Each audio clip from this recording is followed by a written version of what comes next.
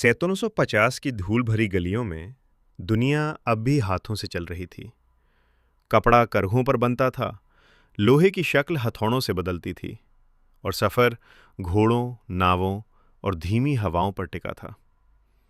फिर एक चिंगारी उठी। भाप ने मांसपेशियों की जगह लेनी शुरू की। फैक्ट्रियों की खिड़कियों से धुआं निकला और उत्पादन ने इंसानी सीमा को तोड़ दिया। यही था इंडस्ट्रियल रेवोल्यूशन, वो आग जिसने आधुनिक दुनिया का आकार बदल दिया। असल इतिहास में ये आग ब्रिटेन में भड़की, लेकिन अगर वही पहली भट्टी भारत में जलती? ये सवाल पागलपन जैसा लगता है।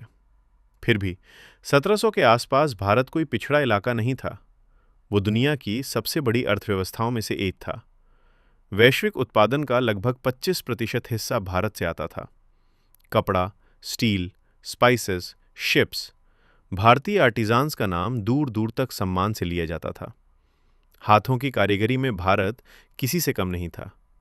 और यही कहानी सबसे दिलचस्प हो जाती है, क्योंकि इंडस्ट्रियल रेवोल्यूशन सिर्फ मशीनों का नाम नहीं थी। वो थी पूंजी, कोयला, नदियाँ, बंदरगाह, स्किल लेबर और एक ऐसी प्रणाली का मेल जो नए विचार को तेजी से बड़े पैमाने पर बदल सके। भारत के पास कुछ चीज़ें थीं। विशाल बाजार था, कुशल कारीगर थे, कपड़ा उद्योग पहले से जीवित था, समुद्री व्यापार की लंबी परंपरा थी। अगर तकनीक की सही चिंगारी, संसाधनों की सही दिशा और निवेश की सही लहर मिलती, तो इतिहास की धारा मुड़ सकती थी। लेकिन एक दीवार भी थी। भारत एक ही राजनीतिक मशीन नहीं था, कई क्षेत्रीय शक्तियां थीं। पूंजी का केंद्रीकरण कमजोर था। कोयले और मशीनों को जोड़ने वाला औद्योगिक ढांचा अभी पैदा नहीं हुआ था। और फिर आई विदेशी ताकतें, खासकर ईस्ट इंडिया कंपनी, जिसने सिर्फ व्यापार नहीं किया, उसने आर्थिक संतुलन ही बदल दिया।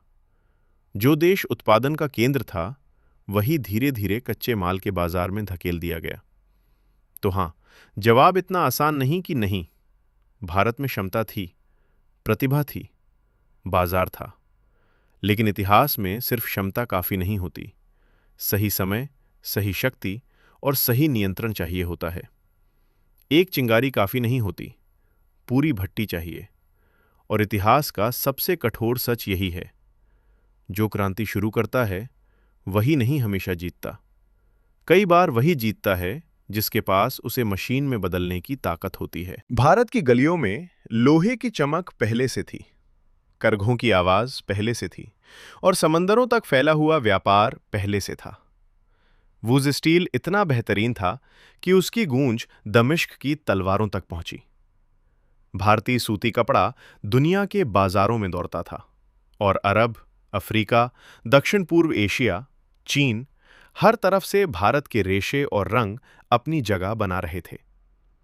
ये सिर्फ एक अमीर देश नहीं था, ये एक ऐसा सभ्यतागत इंजन था जिसके पास कारीगर थे, कच्चा माल था और मांग भी थी। अगर किसी जगह मशीनों को जन्म देना था, तो वो जगह यही लगती थी। लेकिन यही कहानी टूटती है, क्योंकि औद्योगिक क्रांति सिर्फ हुनर से नहीं आती।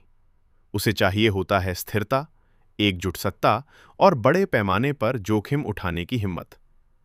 भारत उस समय छोटे छोटे राज्यों में बटा हुआ था। शक्ति बिखरी हुई थी, नीति बिखरी हुई थी। और जब एक समाज के भीतर एक साझा औद्योगिक धक्का नहीं बनता, तो सबसे तेज दिमाग भी अकेला पड़ जाता है।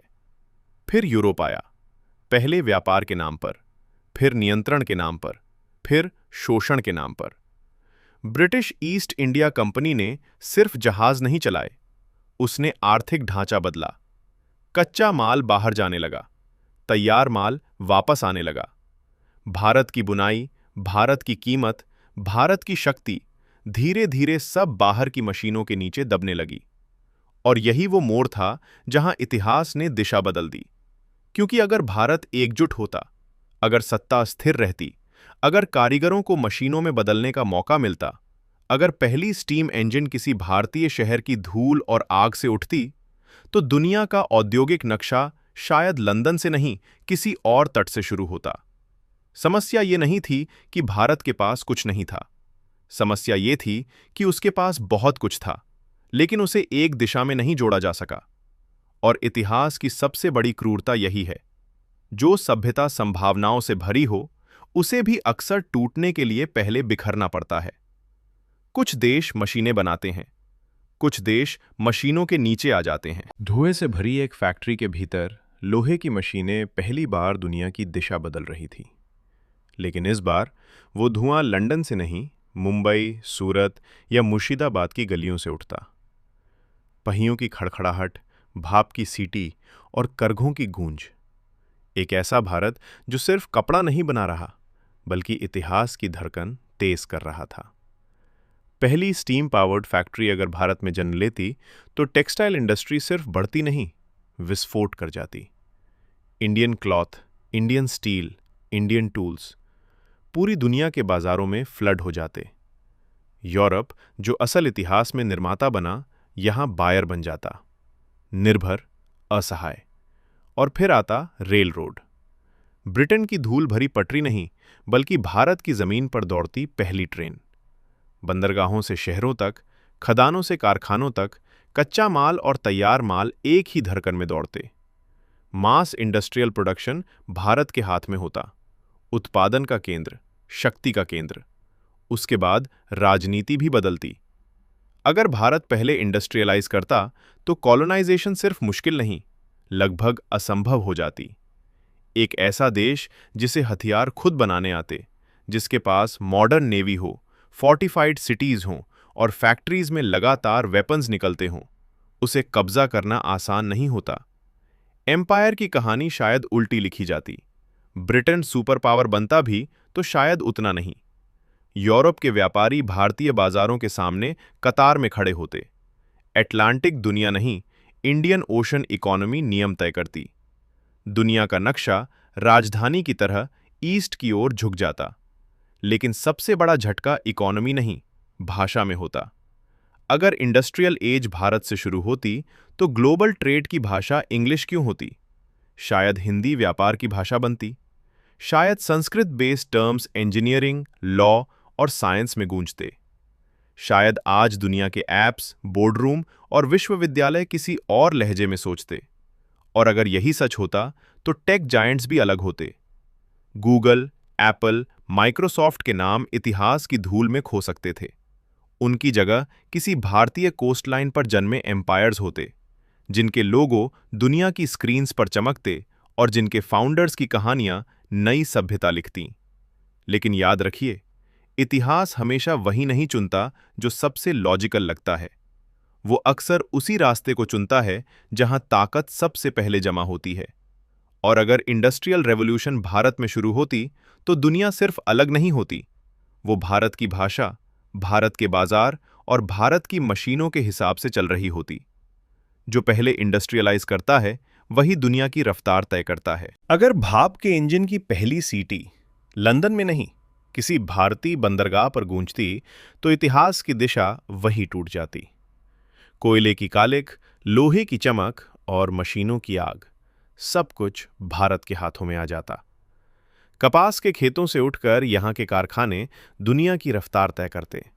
रेलें बनती, जहाज बनते, मिलें उठती और एक विशाल बाजार के ऊपर एक विशाल औद्योगिक शक्ति खड़ी हो जाती। तब भारत सिर्फ एक सभ्यता नहीं रहता, वो उत्पादन का दिल बन जाता।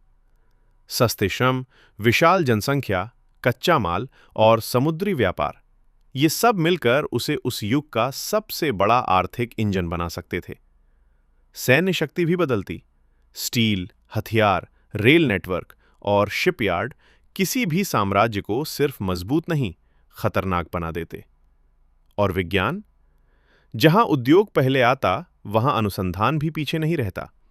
विश्वविद्यालय, प्रयोगशालाएं, इंजीनियरिंग हब, सब कुछ समय से पहले जन्म ले सकता था।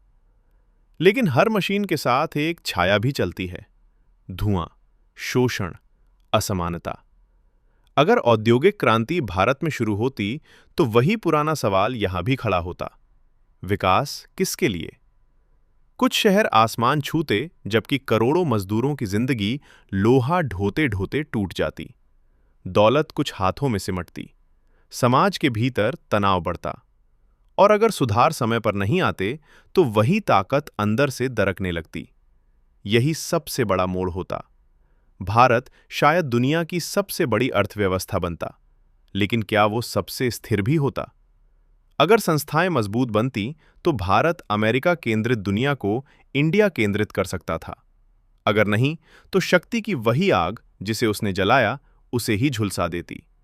ऑल्टरनेट हिस्ट्री का सबसे खतरनाक सच यही है, एक बदलाव सिर्फ भविष्य नहीं बदलता, वो पूरी सभ्यता की कीमत भी तय करता है।